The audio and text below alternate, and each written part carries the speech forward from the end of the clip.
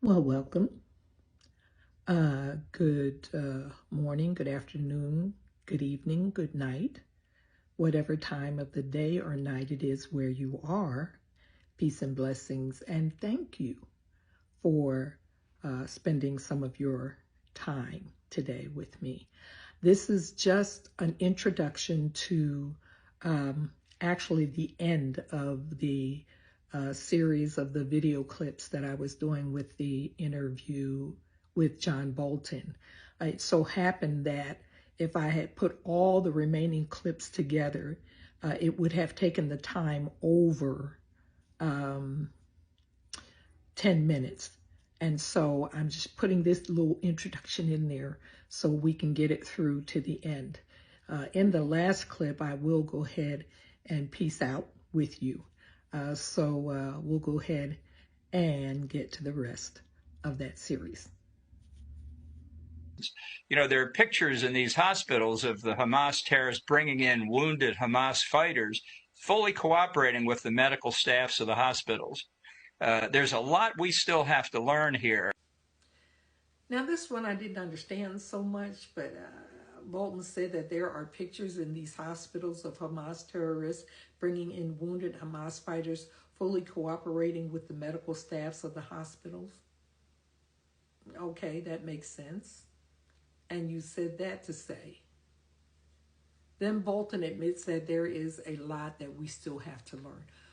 If the people of Gaza want to show that they don't support Hamas, they need to come to Israel's side. They need to help point out where the tunnels are. They need to identify Hamas terrorists in their presence. You know.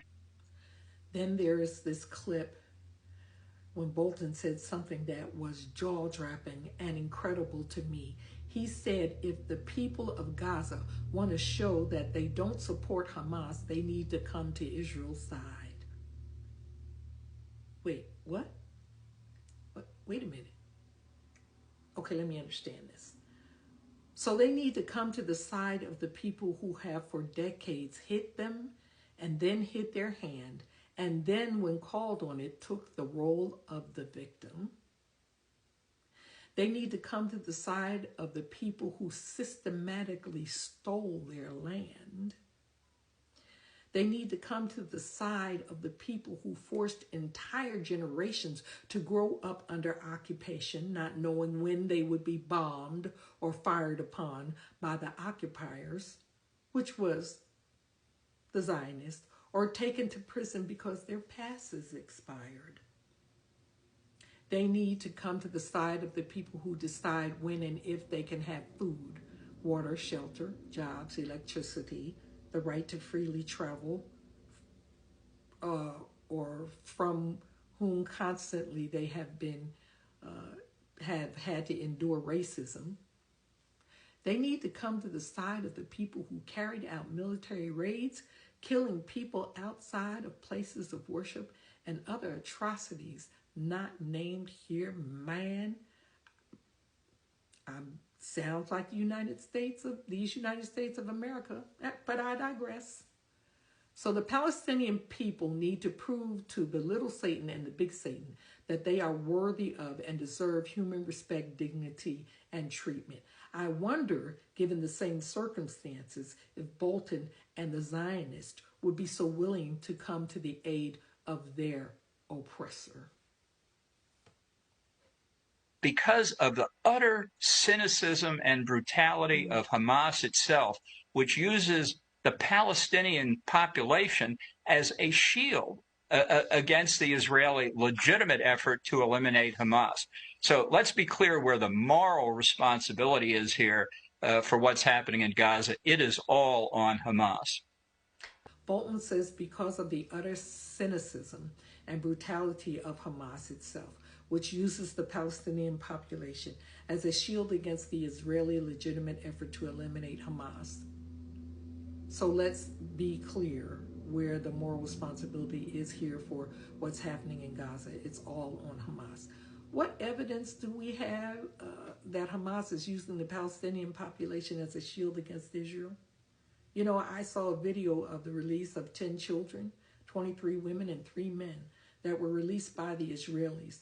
None of them ran toward the Israelis, shouting, "No, we want to go with you because Hamas is using us as human shields." None of them seemed intimidated or leery about returning to Gaza. None of them seemed threatened.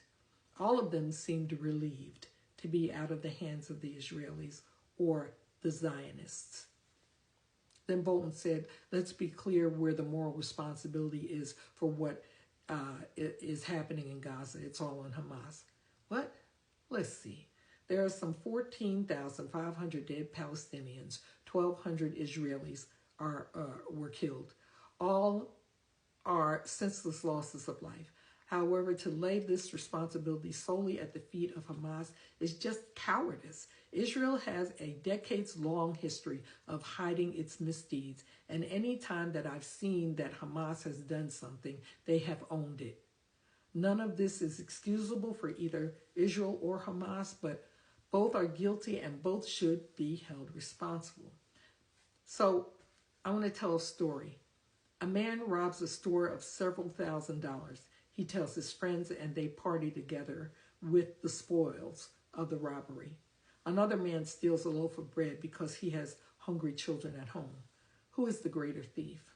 Who should receive the greater punishment? These are trying times. These are times of prayer and times to reflect on the choices that we have and will make. I pray for all of us. I pray for those of us who feel helpless to do anything to change what is happening. But those of you who can and do pray and have a connection with the Almighty, pray. Thank you for spending your time with me today. Peace and blessings to you. Until next time, stay woke.